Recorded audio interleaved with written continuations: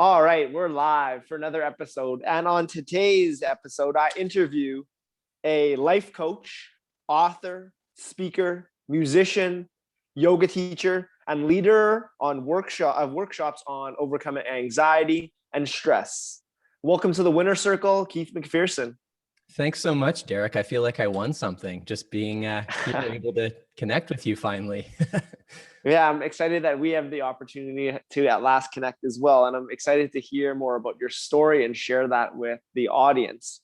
So the goal of this podcast is to put forth a lot of positive energy to uplift, inspire, and empower.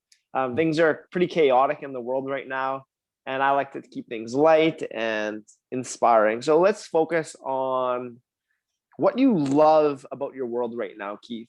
What is it that you love about your world right now? That's a great open question. Currently, in this moment, I am loving developing a deeper awareness of the present moment. I thought I had that down for a while now, but since COVID has happened, and honestly, my whole life has been turned upside down, and it's actually still in the process of being turned upside down at the moment. It's funny how I can have like such pain and suffering at the same time as such opening and bliss. And so I think what I'm loving right now is the practice of surrendering my attachments and opening up to new beginnings. And that goes really into all sorts of different layers. We could probably unpack that for a week in Hawaii together, but I'm loving the awakening to the present moment that's unfolding before me. And I know that might sound a little vague, but I mean, I'm honestly just seeing joy and love in the simplest of things. Like when I look out my window right now and I just notice like the way that this light is just shining on the trees, and there's this glistening snow, and it's starting to warm up, and just, I feel like there's just sort of this gratitude in the air. So I'm feeling really open to new beginnings, and also letting go of a lot of pieces of my life at the same time that have served their course. What a beautiful opportunity. Yeah. So I feel one thing that is really important to know about our being is our mission. Our mission here on this reality plane. Companies, organizations all have missions as guiding North Stars to where they are headed. And I feel it's important for us to be aware of our personal mission. And our mission encompasses all that we do, whether that be personal, professional, and everywhere in between. And also with missions, they're ever changing. So my question to you is, what is your current mission here on this reality plane of Earth?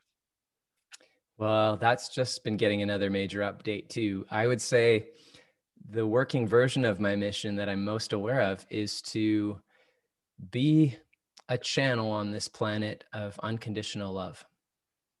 That's my mission. And I mean that in the most purest of ways. It's to be a channel of the love that we're all connected to, and express that in the creative spirit. So the idea is to help people ultimately come into contact and harmony with their version of that oneness, that creative source, and express it on the planet. So this podcast is called Welcome to the Winner Circle. And it's called Welcome to the Winner Circle because it's in my belief that anyone could be a winner. I feel we put others on pedestals because we're not thinking we could do the work to get ourselves there ourselves. But those people on the pedestals, they had to start somewhere. So people would look at your bio and see you as an experienced life coach, a successful author, a speaker, a musician, a yoga teacher, and they'll feel overwhelmed. How could I be that? Well, you have to start, and you have to believe that you can. And it's about embracing the process to those destinations rather than those destinations. We live in a very destination-oriented society. When I get this job, when I get this relationship, when I get this car, when I get this whatever, I'll be happy. And then we get there, and we may momentarily be satisfied, and then there's always a feeling of now what? And it's because we're missing the whole journey. We're missing the song. So my question to you is, what does going for your win mean to you? And what does your win in your life look like for you today? Wow. Well, going for my win originally, when I first realized that I was supposed to go for a win, was a lot different than it is now. Mm-hmm. I started out back in grade 7 playing guitar because I was failing French class in grade 7. And I made a deal with my teacher in grade 7 that I would do an extra project in French class to get my grade up. And so initially, I went home and I had just been learning guitar, and I started practicing this old Bob Dylan song and realized I could translate it into French. And so I recorded the song on a cassette tape, if you remember those from the 1980s. And I handed in my cassette tape project, and I ended up getting an A+ on the project, which got my grade up in French to a D- overall. And so I passed French, and my teacher asked if I wanted to sing that song in front of the school. And at the time, like, the last thing I really wanted to do was get up in front of my whole school and sing a song. I mean, I was going through puberty. It was awkward, right? I didn't want to be the Mm-hmm. center of attention. But something came over me finally to say yes. And I got up and I played my song. And my worst nightmare started coming true, in that I looked out and I noticed that all my friends were laughing at me. And before too long, the whole school was actually laughing at me. And up in my head, this loud voice came up, just going like, why did you agree to this? Run for the hills. This is failure. And despite all that, right in the middle of that, what felt like a failing moment, I remembered that I just learned the chords to a children's song by the author, the musician Fred Penner, called "The Cat Came Back." So I started playing "The Cat Came Back," and literally, it was like a complete shift of energy in that school gym, and everybody started singing along with me. And I have to say, like, at the time, although I wasn't fully aware of it in that moment, I remember thinking to myself, like, this is pretty cool. And so that kind of started off this whole, I guess, passion of performing and playing music and being in front of people. And it kind of got convoluted along the way. I thought winning at the time was really about recognition, being famous, having people like me. And so I spent a large part of the first part of my life using my music and my playing guitar and singing as a bit of a, without knowing it, it was almost a bit of a crutch, in that I wouldn't even show up to a party unless my guitar was around, because it was the way that I would be able to, I guess, bring worth to the situation. So I really thought being a winner for the longest time was all about being liked by what I do, right? And I made it all the way to the finals of a TV show called Canadian Idol back in 2006. And it's kind of an unexpected thing, but I was on there in the top 22, and I got, I guess, eliminated from the show around the top 10 mark. And I found, after going through that experience, that this trajectory that I was going on of trying to be a winner and trying to just fame and fortune, it just was not serving me anymore. And all the other signs around me were supporting that as well. Just that, things like music was becoming free, like that we were moving into this era of everything is free digitally. So I wasn't selling records with my band. Less people were coming to the shows. I was getting eliminated from Canadian Idol, and I knew there was something else. So it kind of shifted gears around 2006. And I realized that I wanted to do something that had more meaning than just trying to be liked for the rest of my life. So it was around then that I started practicing yoga. I got into it because simultaneously I was going through a really tough breakup at the time, and I was trying to get over it. And a friend suggested I hop in a yoga studio and stretch my troubles away. So I started practicing yoga, and it changed my life. I found a revived and renewed connection to my spirit, to that oneness that I was talking about earlier. And ever since then, slowly but surely, I've been opening up on this new version of the journey, to a new version of what it means to win. And I'd have to say, just to paraphrase it, my new version of win is to know and see, and I'm going to use the word God, and I mean God in the most open way possible, because who really knows what God is? We have a human definition of this guy in the sky, maybe with a beard, that's looking down on us, and others have a completely different version of God is this or that. All I know is that there is a source and a presence of love that is behind everything that's taking place on the planet. And to win is to see through all of the illusion of our attachments and this physical world, to see that loving source that's operating behind it all. And when I'm in unity with that, I feel like I've won. I've won. I've won life, because I literally have won, but I mean it in the ONE version of one, not WON. I think I have won when I come into communion and I see that. To sum this up, there's a quote by one of my teachers, Wayne Dyer, who actually this morning I saw it in my bathroom. My friend Carolyn had painted this quote for me, and it says, "See the light in others as if that is all you see." And that really sums it up for me.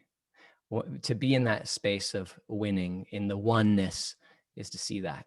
And so that's the trajectory I'm on. So all of the doing on my bio that you listed at this point, the reason I'm doing all those things is not to say, oh, I'm a life coach now, and I've written a book, and I'm a yoga teacher and musician. Don't get me wrong. I mean, there are times where my ego slips in and tries to throw me off this path. But ultimately, I know that I've won when I'm in harmony with that oneness, that loving presence. I love that. And that is something that is accessible to us all.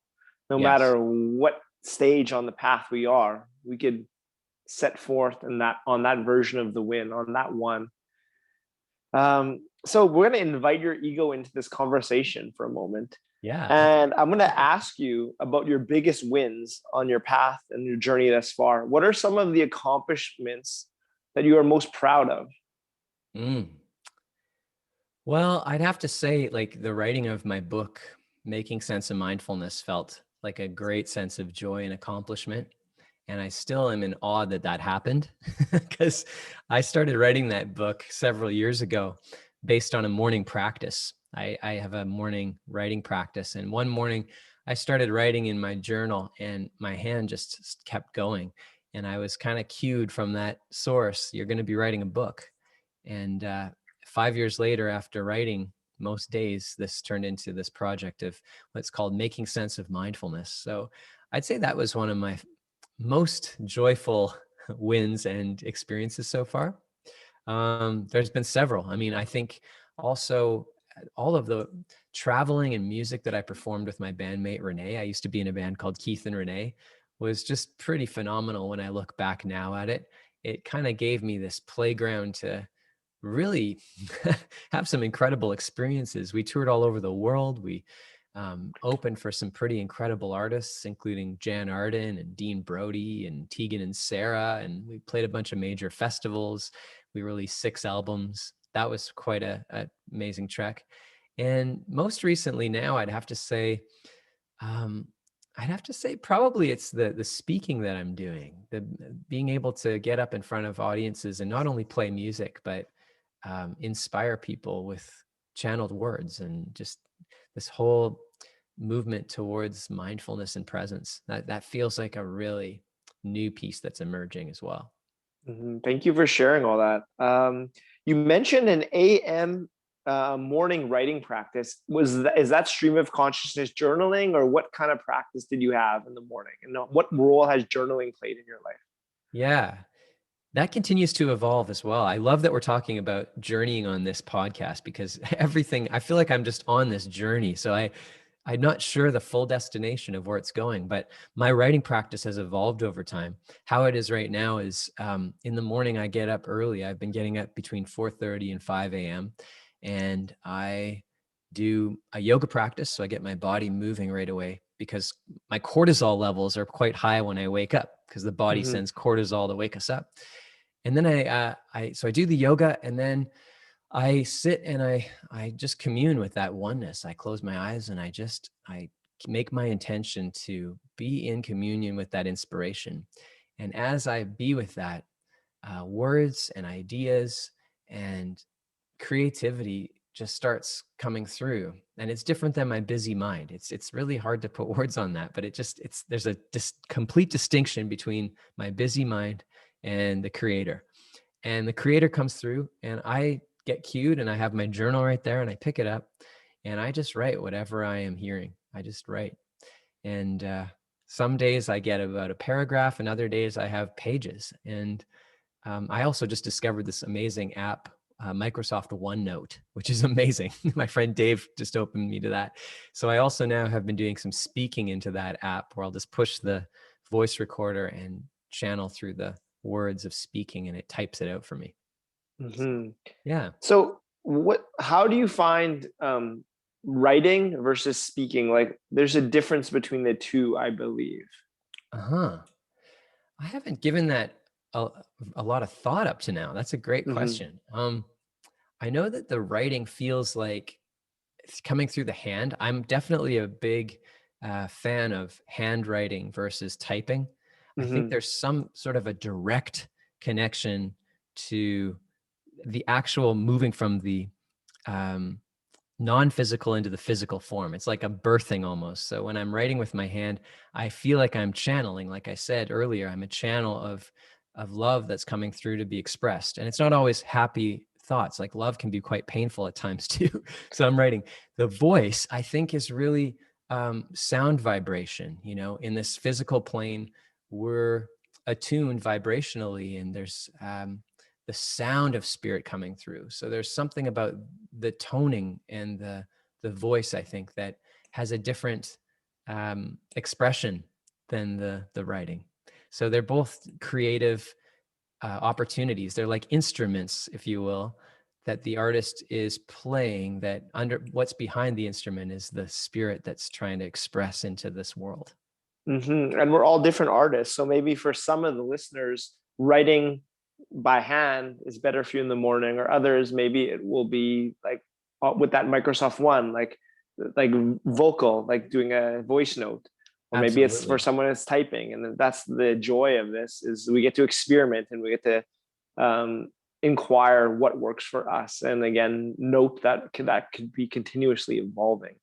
Um, Absolutely. I was just going to add there, as you're saying that, you're reminding me, for a long time, my morning practice was so rigid, where I had a routine. It was like, do yoga, then meditate, then write, then I actually have some Hawaiian background as well. You'd never know it because I'm a white Winnipegger, but one of my lineages is Hawaii. So I do some hula dancing. I do some Hawaiian chants in the morning. And it was very rigid to a certain extent, but I've noticed over time that it becomes more about the discipline of getting to my practice in the morning. But then what it becomes now is it's listening to that spirit and going, what would bring me the most aliveness right now? Like, what do I feel like doing right now? And so it's not always so compartmentalized, because that actually cuts off the flow for me. So I just allow it. So some mornings I'm writing, some mornings I'm singing, some mornings I'm dancing. You know, it depends what is mhm. needed in this moment. Yeah. That's so important, and I'm curious how you transition to there, because yeah, with my morning routine, sometimes I feel like there's a lot of rigidity there, and if I don't do that one thing, it's like, oh, like that's such a failure. Yet I've done like another 10 things and I missed one thing, and then you're focusing on the one thing that you Yeah, just didn't feel like doing and that you didn't felt called to. And you're like, oh, like I didn't do this thing, ignoring that 10 other things that you did because of that rigidity. So how did you transition from having that very structured morning routine to more of a listening to what your heart is calling, what your body, your brain, your being is calling to you? yeah, great. I think it's an evolution. I think that initially, as we go into a practice of anything, at first we need to harness and hone the skill of discipline. You know, when you hear the word discipline, it's like it also is the same word as disciple. You know, you think of a disciple, somebody that's like faithful to a cause. So, and having that routine. So I was a real disciple to morning practice, for example. I would get up every morning and practice diligently, and that got me there. And now what I'm finding, to actually make that transition from discipline and routine to that sort of more playful, spirited, trusting the flow place, it's kind of twofold. One is really learning how to listen deeply to my inner intuition. Like that's how spirit speaks through. It's like that inner teacher, right? It's different than your busy mind that's going, well, you should be doing this right now. It's like, no, there's like something deeper. Like it's almost like a little whisper that comes into me. And it's like, sometimes I'll catch it. I'll be writing in the journal thinking, oh, look at me. I'm doing a good job journaling. There's that ego thing. And actually, I feel deeper down that I should be going for a walk outside. But I'm not supposed to be doing that right now because I'm supposed to be writing in a morning practice. But when I listen to those whispers and I give myself full permission to trust that, that's that surrender. I let go. And then I find myself on a walk and I'm like, wow, if I hadn't taken the walk, this wouldn't have been like this. And there's a freedom. So there's a liberation that way. That's the first piece, is to just really start tuning into your inner intuition and giving yourself permission to not be so regimented. And then I guess the second piece I would say beyond listening, it will come through here. I had it, it'll come back. Maybe it doesn't need to be said right now. Yeah, no, that's okay. Yeah. So how do we differentiate between that inner whisper and resistance? Author Stephen Pressfield describes resistance as that negative force in that world that keeps us from fulfilling our dreams. And it does that to keep us in our safe zone, our known world. So, for example, say you're journaling and maybe that's what you truly need to be doing. And then your resistance, oh no, like just go for a walk right now. Because it's not wanting to deal with that uncomfortability of journaling because it feels like, oh, this journaling practice is going to really change something in me. So I'm going to go watch TV, or I'm going to go make something in the kitchen. It's keeping us. So how do you differentiate between that whisper and resistance, and how do you deal with resistance on a daily basis? Because resistance is always there. It's that voice in your head telling you, no, like you don't need to meditate today, or don't worry about your yoga practice. Just stay in bed another 5 minutes. So how do you differentiate between that whisper and resistance? You know what? That's perfect, because that's probably why I didn't spill just before, and I forgot that was the second thing I was going to talk about. Yeah. It really comes down for me to this practice of the word is discernment. And discernment means to make conscious choice, to make decision. And in every single moment, we have the opportunity to choose. It's one of the most amazing things about being alive on the planet is we have so many options that we can choose in each moment as to where to focus our attention. This really comes down to this principle for me that says we're spiritual beings having a temporary human experience on the planet. You may have heard that before, some of you listening, but it's when you really be with that essence, I'm a spiritual being.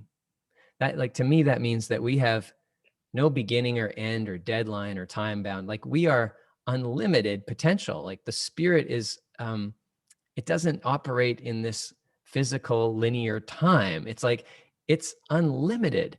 And having a temporary human experience, this is what happens when we are born, is that we are incarnated into these physical bodies. So very quickly, we start realizing that the spirit where we came from, which is unlimited, right? We end up in these bodies and we start realizing, oh my gosh, I'm in this physical body. And yet I'm still kind of a spirit, but I feel like I'm in a body now all of a sudden. And what we start tuning into is the physical realities of the world, our tastes and our smells and our senses and what we can grab hold of. And all of this becomes physical. And it's one of the reasons we're here on the planet is to explore that physical realm. But where we get in trouble is when we attach onto the physical form, thinking that it's going to be permanently there for us. And this is where all of our pain and suffering comes from, I believe, is that when we are attached to the physical form, we may be enjoying it so much that we just never want it to end, but it is going to end in this life form. That's where we get attached. So that's kind of the foundation of what I'm about to say, on back to your question. I just wanted to preface that for people. This idea of ego versus love presence or God, Wayne Dyer, again, one of my teachers, he used to say ego stands for edging God out. And one way you could think of God, if you're having a hard time with that word right now, is just to think about the sound of God in the middle of that word, awe. It's to be in awe. That's really all this is. It's to be in that awe, that oneness, that love. And in each moment as we're going through the day, we get the opportunity to choose between awe and love, and that yes, or the place of edging awe or God out, where we're clinging to our fears and our attachments and, all the expectations of the world. That's called the ego, edging God out. And so the discernment practice in each moment is to start tuning in and discerning, is this coming from that loving, unconditional source of spirit that I really am? Or is this coming from the worldly illusion that I need to have this, or I am what I do, or if I don't finish this piece of writing right now, I'm going to be deemed a failure, or on and on and on. And that accounts to me for our busy-minded, conditioned mind that's constantly playing out. If you notice, most of us are sleepwalking through our lives because our minds have inherited all of this dogma from the temporary physical world. And so we are telling ourselves these stories that are totally interfering with our deeper inner truth, which is coming from the source and spirit. And so to me, when we're practicing mindfulness and meditation, on one level, it's like slow down and pause and take a breath and start learning how to be present. But why are we doing that? And the why is because when we slow down and we breathe and we just relax into this present moment, that's when we actually can hear the difference between and know the difference between that of love and spirit and that of ego and attachment and fear and anxiety and doubt. You can feel it. We know inherently where we came from and who we are.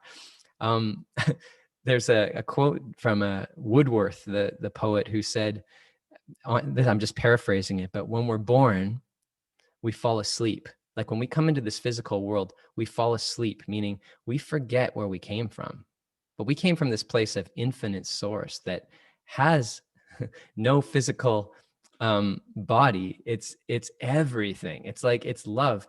And we fall asleep to it when we come into this physical form because we forget what we really are. And we buy into this illusion that we're just this physical body walking through our lives. And then what's so funny is we come into the world crying because we're like, please, I just want to stay in that beautiful love presence. And I have to be in this body for all these years.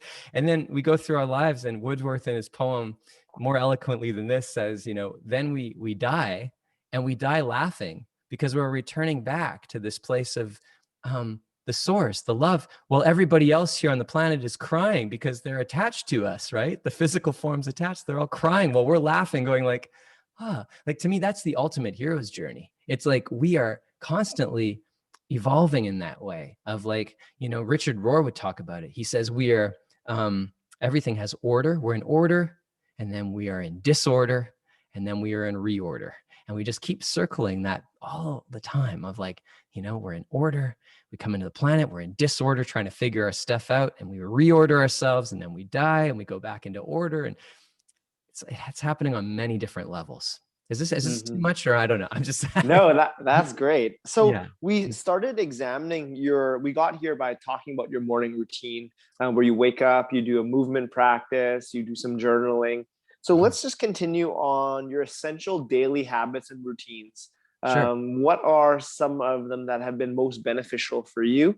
And if you could share those to maybe inspire someone listening. Yeah.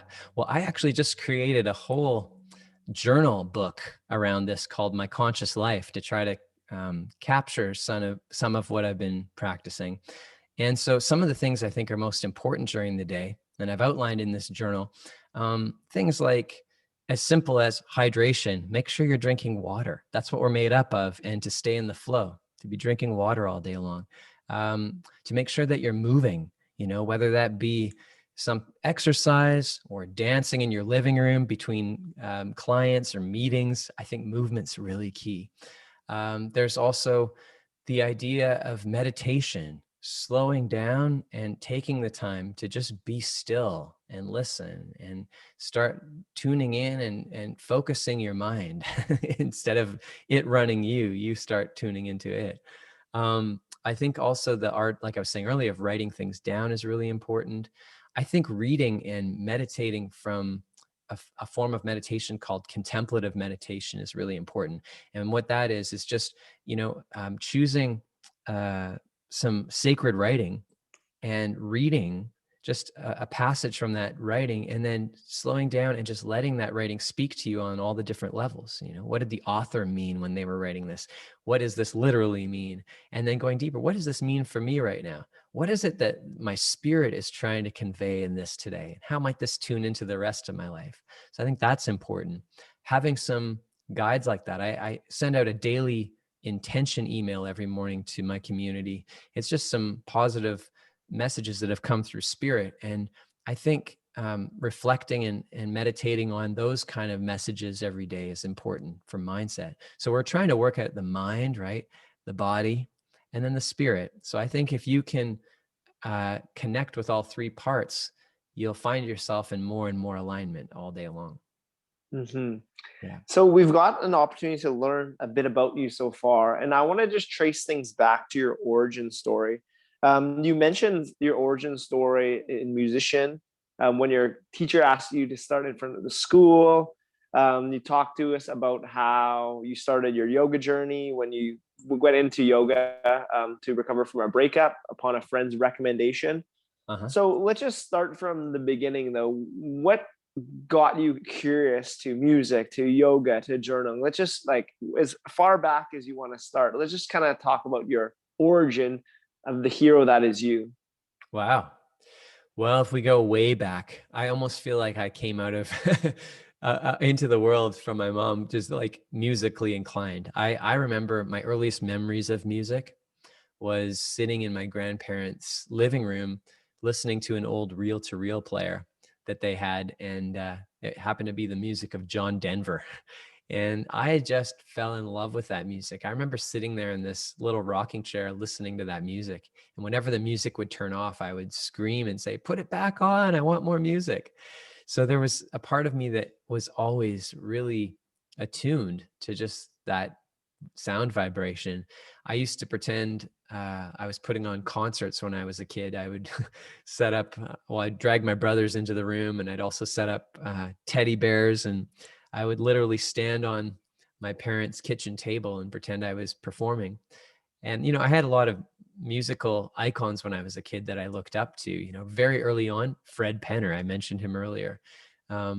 Kids entertainer. Raffi was another one. I just admired these people. They had such charisma. And so I wanted to be like that. And then, I grew up listening to the Beatles a little later on, and I always had such an admiration for Paul McCartney and just the positive energy that he exudes and his creative spirit. So I think that was probably part of it. The yoga, like I said, came later down the road and all of that. I also have to say, when I was early on in my life, I grew up in the Catholic Church, and we used to go to church every Sunday, and there was a priest there, Father Robert Folio, and I admired him. I thought he was Jesus. And I remember we'd stand in that communion line and get to the front, and I just was like in awe, going like, wow, I'm like meeting some well-known famous guy. And so that also, I think, so I actually, now I'm going to blush a little bit, but when I was a kid, I actually used to pretend that I was a priest saying mass as well. I think that's evolved. I think that's actually, now when I think about it, we'll maybe get to that later, but I feel like that's evolving in terms of my life purpose right now, is I don't think I'll ever sign up for the priesthood formally, but I do think of myself as like an urban priest. Like I do. I think there's some remnants from that is part of my life purpose. So Mm-hmm. it's unfolding slowly but surely. Yeah. So those are some of the really early on origins that come to mind right now. Yeah. So all throughout your story, you've faced fear and said yes. So when your teacher asked you to sing to the audience, you said yes. When you decided to even apply for or Canadian Idol, you said yes. Showing up for that audition, you said yes. Going Mhm. back, you said yes. Showing up to that first yoga class, you said yes. Where often people say no. And they often say no because the number one thing that holds people back, and that is fear.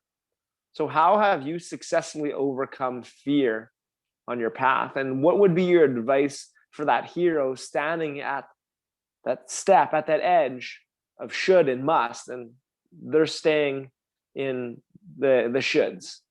You're staying Wow. stuck in that dirt, in that mud. Wow. What a great question. Um, well, my friend has always called me Keith McNoFearson. My name's Keith Macpherson, but no Fearson. As I'm just being with your question right now, it's kind of coming through to me that I actually have been a scaredy cat most of my life. And my yes actually has come from fear, which sounds kind of bizarre. But I've always said yes because I've always been scared that if I say no, somehow people aren't going to like me. So as much as that has, I definitely can say, come from an egoic fear of not being liked and lovable. It also has really served me because in my fear of saying, yes, I'll do that. Sure, I'll do that because I really don't want you to not like me. It's, the yeses open doors. It's just that my yeses for a long time were fueled by fear instead of a place of a conscious choice, so to speak. Your yes means nothing if you can't say no, is a phrase that I've been told by a few of my friends. Mm-hmm. So I think that I kind of got thrown into being a yes man early on because I was really quite a complier, meaning that I was just reacting out of that fear of, that what are they going to think of me? It's evolved over time though.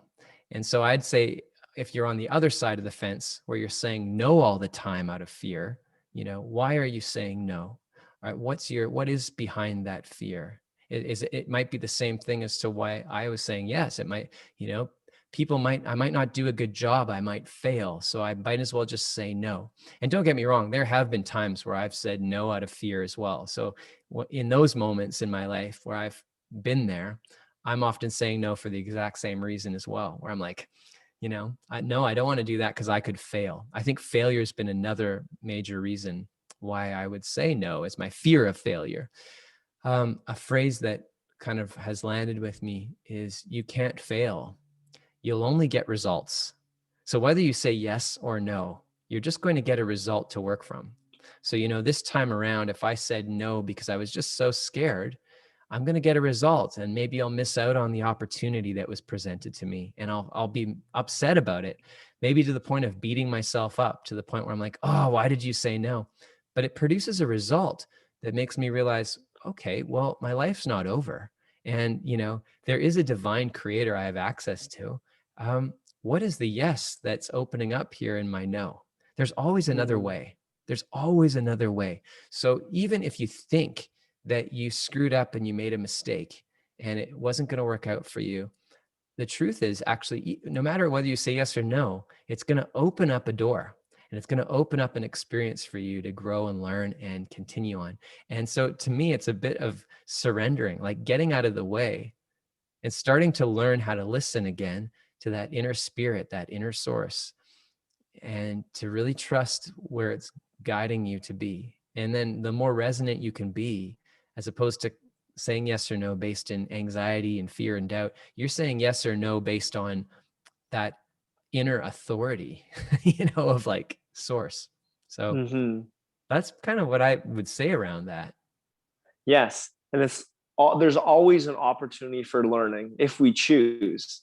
Yeah, Everything, everything can be learning and the learning opportunity if we choose to view the world through that lens. And that's again coming back to choice. absolutely. Yeah. So these are some lessons. A lot of these lessons you've learned on your path have been taught to you by some mentors. And you mentioned some already. Wayne Dyer has been a big one, Fred Penner, Raffi, Robert Folio. So let's just take a moment to acknowledge some of the mentors that have really meant something to you. And what are the key takeaways you've learned from their lessons, their teachings? And you can go back to those ones I mentioned, or maybe there's some other mentors you'd like to acknowledge. Oh, wow. There's so many. A couple more that just come to mind as well would be Louise Hay, who's the founder of Hay House Publishing. She is no longer in the physical form, but definitely a guide and mentor for me. Michael Bernard Beckwith as well, who runs Agape Spiritual Center down in Los Angeles, has been a huge influence. Sean Korn, the yoga teacher, who also is really rooted in the spirit in her work. So I guess some of the teachings and learnings that I continue to learn from these people, they oftentimes for me comes through like little nuggets or quotes that they say, and they stick with me. and then I contemplate on them, and then it starts becoming embodied and realized. And I'm like, wow, there is just like so much there. But a couple of them, one of the biggest ones is when you change, this is a Wayne Dyer quote, when you change the way you look at things, the things you look at change. That's a big one for me. When you change the way you look at things, the things you look at change. They have to. And so many of us are stuck in paradigms where we think it's out of our control and there's only one way to see it. I'm broke. I'm not enough. I'm failing. But if you just kind of like take a bird's eye view of what's really going on, right? And realize that there's actually other perspectives to choose, whatever you're looking at has to change. Like it can change. So that was a huge one for me. I'd have to say as well, I think what all of these mentors have had in common is that they all are living examples very transparently and openly of their faith in the spirit, and their beautiful channels of creative spirit coming through and flowing into the world. So I think for me, that's what they all have in common. And in their own unique ways, they're expressing that spiritual connection in some form or another. So I don't know if that answers your question. Is that what you were getting at?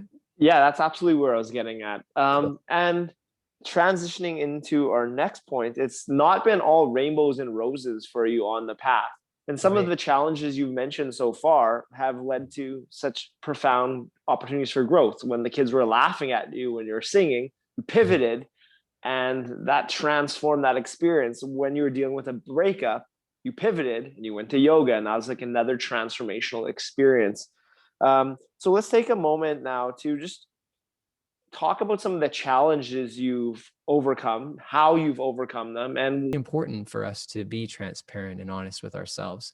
And there's layers to that. And I think it's part of why we're here, an ongoing Mhm. journey to get real. So that's one. I also think just the practice of forgiveness in general has been another for me around overcoming challenges. Not so much in this situation. It's not a bitter thing that I'm going through. It's more of a just like discussion of what are we supposed to be, But, I think about, there have been some people in the past that I have had to really learn how to forgive because I was carrying around baggage that was just not serving me. Um, I think about when I was younger, just really young. I think I might have been about 12 years old. And I can't say for sure that I was sexually abused, but I think that um, there was somebody in my life at that time who was a much older, who was kind of grooming me in that stage and really betrayed me. And I, at the time, being a young kid, didn't know that he had other motives for why we were hanging out and being friends. And I can't recall that it got to a place where it was became like he crossed a boundary, but I felt all of it anyways, emotionally, being betrayed by somebody. So that goes as early on as that. And then along the way, I just think about all the times that people have crossed my path and it's irked me or hurt me, and how do you forgive? And there's an amazing practice in the Hawaiian culture called ho'oponopono, which means to make right more right. How do you make love more love? And it's again, it's a really powerful practice. But one of my processes has been to get quiet again and listen and close my eyes and just imagine that the person that harmed you is walking onto a stage in front of you. And with your eyes closed, you imagine them there on the stage, and you come in open to forgive, like you come in open to make right more right. And you see through all of the ego of, their story and your story. And you come to this place where you see that underneath all of that baggage that we've picked up along the way on both sides, it's only love. There's just love. It's just absolutely unconditional love. And then there's 4 words that you say when you start feeling that. You say, I'm sorry. Please forgive me. I love you. Thank you. And you don't just say it from your head, you say it from your heart. And you imagine them saying that to you as well.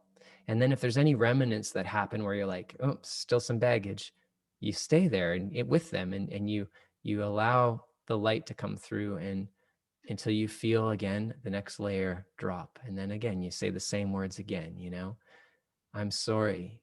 Please forgive me. I love you. Thank you. And eventually you get to a point where you feel resolution and you let it go. You take a deep breath and you let it go. And that to me has been a really powerful practice of overcoming challenge, is to forgive.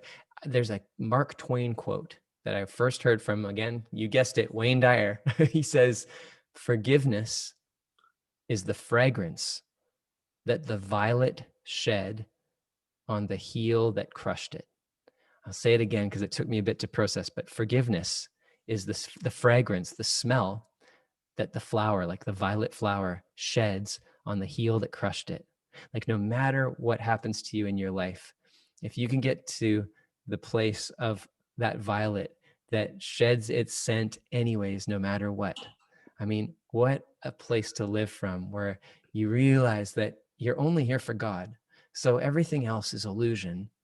And yeah, it crossed your path. And yeah, it hurt you. And yeah, it felt like total crap. And not to discount all that, feel that.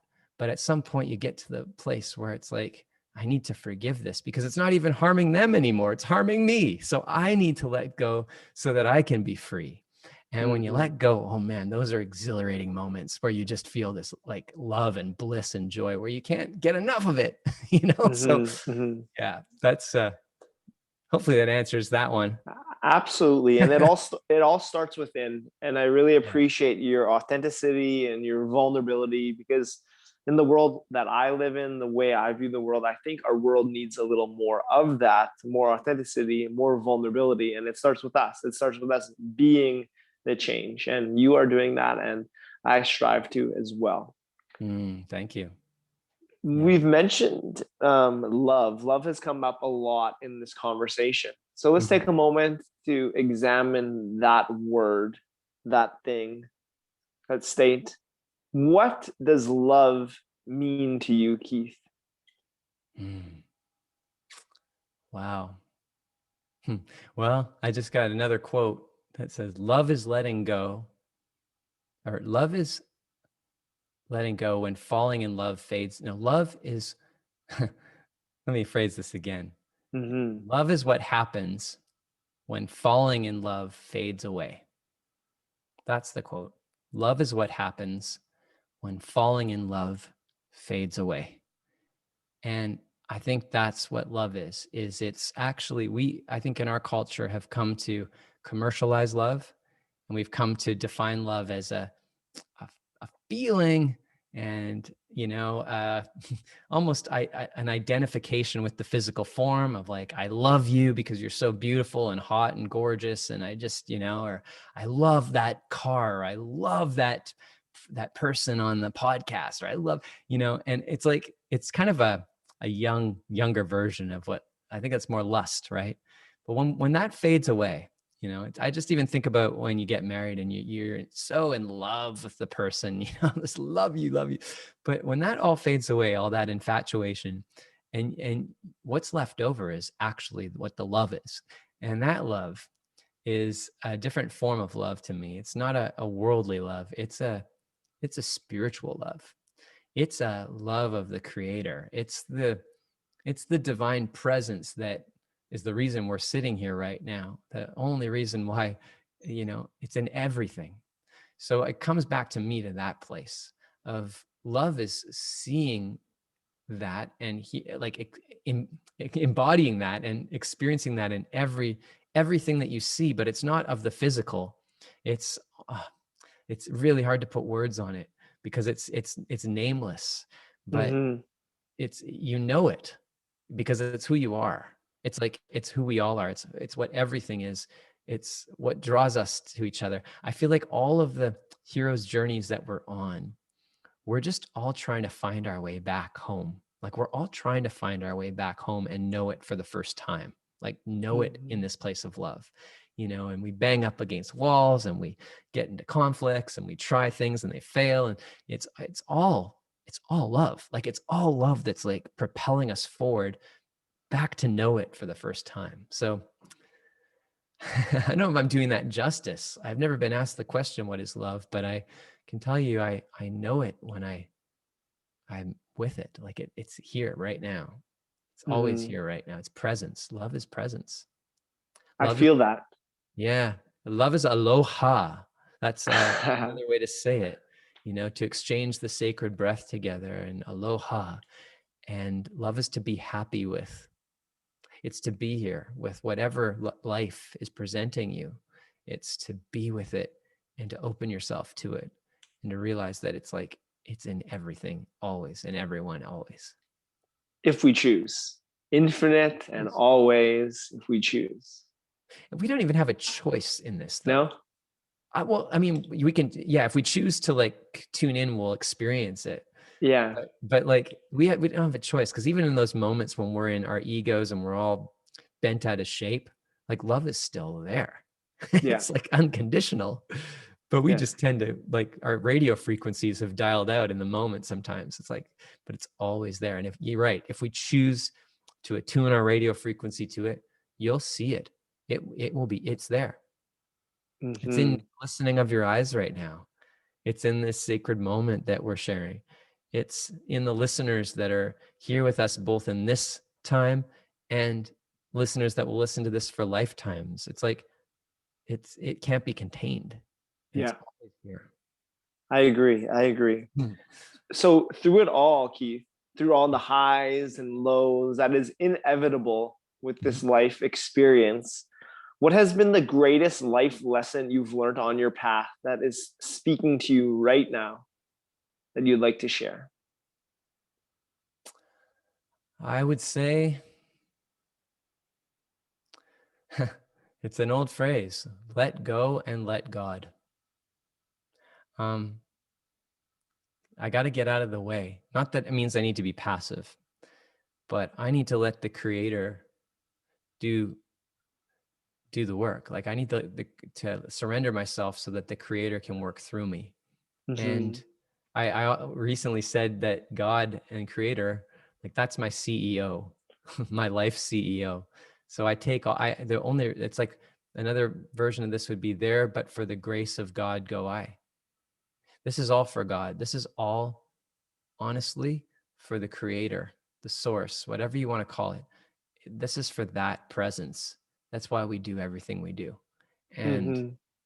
if there's anything other than that, I'm attached in the worldly form. I've convinced myself that I'm this temporary human being that's got to be more, do more, get more. But when I surrender and I just let go, and I let God come through and channel through with love and life, I'm free. There is freedom there, like no other. Hmm. Like, all Yes. things are possible with God. Hmm. So, other than being this truth, how are you sharing this wisdom and this knowing to others right now? Hmm. Well, I've been cued to work on a new book, so I'm in the middle of writing that right now. But things that I have released, I mentioned my first book, Making Sense of Mindfulness, is out. I also right now I'm leading. It's an ongoing. You can sign up at any time. It's just a short training on how to overcome stress and anxiety. We're living in very unpredictable times right now with COVID as we record this. So it's just a short little practice to help people begin dealing with the anxieties that might be coming up. It also leads to a full online course that I offer called Making Sense of Mindfulness. And it helps people learn how to slow down and make connection with their inner spirit, and how to get some of the blocks out of the way. I also offer life coaching. I've got a membership community called mymindfultribe.com, where I offer group coaching every month, plus a great way to interact with a bunch of other members of our community. I have a podcast as well called Let's Connect. There's a bunch of different things. It's all at my web. Oh, online yoga classes as well. There's just so much. So all of that stuff's at my website, which is keithmacpherson.ca. And yeah, I feel like part of my work is to offer all these various opportunities to share and be in spirit with people. So Hmm. yeah. So, to close every episode, I ask each guest a final two questions. Okay. And we're at that point now. Okay. Okay. So my first question is, in 3 words, how will you describe the experience you're having on this earth? Wow. How would I describe that? That's a really good one. I'd have to say I it comes back to, again, I'm experiencing this as a spiritual being in a temporary human form.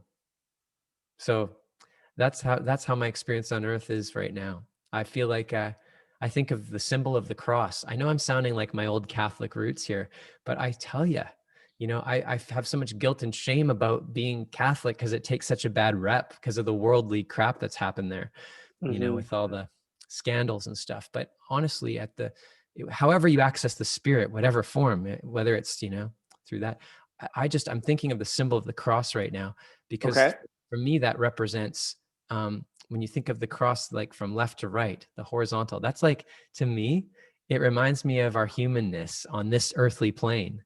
And then I think about the cross going vertically from top to bottom, and it's like heaven and earth, right? It's like spirit and physical form. And I'm just thinking about that as a symbol of how I'm experiencing life right now, and having to like carry a cross. I think about the hero's journey of Jesus. And we're recording this in Lent. This is becoming really a Catholic journey here, but carrying that cross and the burden of it, but also the liberation of it, where you're surrendering and letting go. So Mhm. I guess, long story short, I'm experiencing life right now as a cross. Cross. So that's one word. You started off with another word, wow. So let's have, those are our 2. Wow, cross, and what's the next word you could think of that comes to mind? The next word? Wow, cross, and yeah, one more word. Wow. Wow, cross, and spirit. Beautiful. Okay. So moving on to our final question, and I'm gonna conjure up some magic here, because I believe at the core of our being, we are all magicians. And I'm going to transport us to a time far from now. We're going to be sitting alongside an 85-year-old Keith. I want you to picture this 85-year-old Keith in your mind. What does his life look like? What is the legacy that you've left behind? And what lays ahead for you in the future? Wow. I feel like I'm in a life coaching session. This is a good one. Um, well, the first thing that comes up for me would be just, oh, there's so much love all around. It's just complete. The feeling of love is all around. And I'm surrounded by just such an incredible community of people who have just opened to love and vulnerability and truth and courage and freedom. Um, and I see that we're working for a shared common purpose to bring more of that loving creation into the world. Um, and I just think that that's probably at the heart of my 85th birthday. Um, and beyond that, I mean, I see that as a result of that being the fuel, the love and the joy, we've done some pretty incredible things in the world. Um, there's been so many fun places to just play in the playground of life along the way. There's been books written, there's been TV shows hosted, there's been amazing transformations in coaching clients who are now coaching. There's just an incredible feeling of the energy and love of aloha. And it's not just in Hawaii, it's worldwide. The whole world is experiencing aloha in their own ways. And I do see that my 85th birthday is in Maui. I'm at Kaanapali Beach in Maui, and it's not just people in the physical form, but all of my guides and spirits and ancestors have gathered as well. And it's just a beautiful celebration. And it's not just about me, it's about like all of us, and just this love that it's not just one person, it's all of us. Mm-hmm. I was going to just say, I'm also my birthday. I was born on November 8th. And I've always thought of that as a symbol of the infinite that I've been talking about this whole time. 11 is the month of November, 1, which are both signs of like no end or beginning. It's like infinite love. And 08 are both symbols too of, to me, no end. You can't separate them. And it just, to me, it's part of, I think, why I've been placed here on this planet is to be of love and to be of infinite love and to help other people find that in themselves. Because when you find that, there's a feeling like all things are possible. I mean, we just Mm-hmm. become creative ambassadors of the spirit. So yeah, that's my 85th birthday. So let's stay there. Let's stay on that beach in Maui, surrounded by love, surrounded by joy. Yeah. You've had, your presence has been felt worldwide. Music is still in your life. You've authored many successful books, hosted TV shows, coached clients to many great things. So let's stay there. I want you to really feel how that feels, because I'm not going to leave us there. I'm not going to leave us in the future. I'm going to bring us to the infinite now. And in the infinite now, that 85-year-old Keith whispers a message to you in the present moment. What does he say to you? Don't give up. Stay the course. You're on your way. I love that. And that concludes today's episode. And to conclude every episode, we bring our fists together. Welcome to the winner circle. Boom, a digital fist bump. A choice that Feel it, my brother. A choice that we could all make. So thank you. It's been a pleasure to connect. And I look forward to more connection with you moving forward on our paths. May they cross Thank again. you, Derek. Thank you, Derek. Love and blessings to you, my brother. Thank you.